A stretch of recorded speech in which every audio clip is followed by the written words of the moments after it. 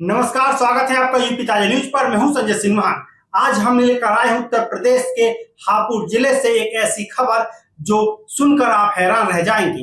एक 40 साल के युवक ने गुस्से में ऐसी चीज निगल ली जिनके बारे में सोचना ही मुश्किल है।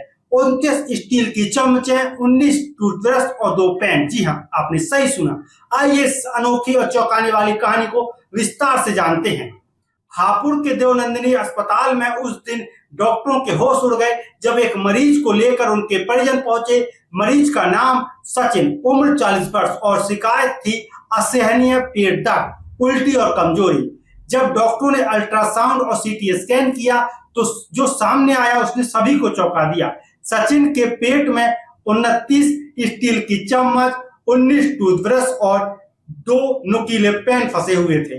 डॉक्टरों ने तुरंत 5 घंटे का जटिल ऑपरेशन शुरू किया।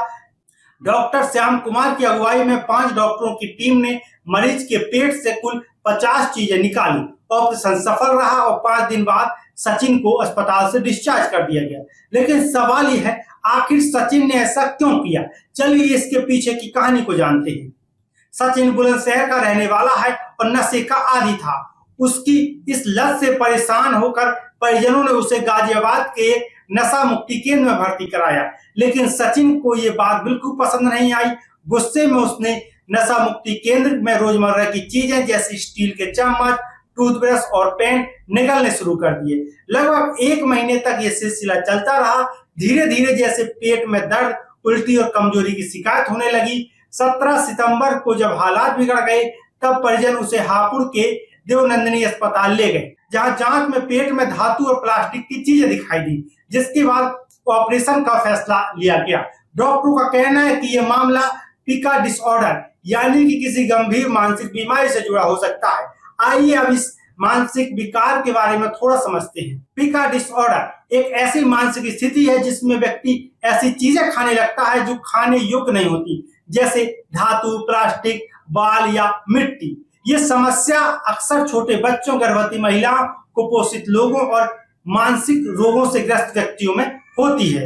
विशेषज्ञों का मानना है कि सचिन का मामला भी इसी डिसऑर्डर से जुड़ा हो सकता है। वहीं ट्राइकोलोमेनिया एक ऐसी स्थिति है जिसमें व्यक्ति अपने बाल खींचता है या खाता है। यह भी एक गंभीर मानसिक विकार है जो तनाव, चिंता या डिप्रेशन से जुड़ा हो सकता है।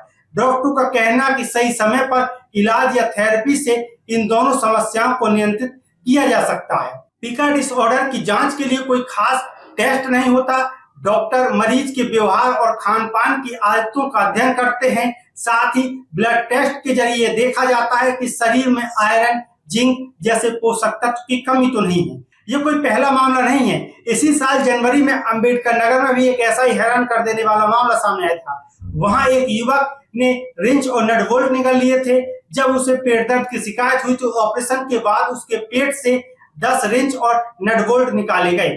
ऐसे मामले हमें मानसिक स्वास्थ्य के प्रति जागरूकता की जरूरत को दर्शाते हैं। आइए हम जानते हैं कि आखिरकार इनसे बचाव कैसे किया जा सकता है। जल्दी इलाज शुरू करें। अगर कोई व्यक्ति गैर खाद्य चीजें खा रहा है तो उसकी मनोचिकित्सक से दवाई लें और उसकी थेरेपी व दवाओं से इसका नियंत्रण किया जा सकता है। बच्चों और गर्भवती महिलाओं को बैलेंस डाइट दें ताकि आयरन व जिंक की कमी ना हो।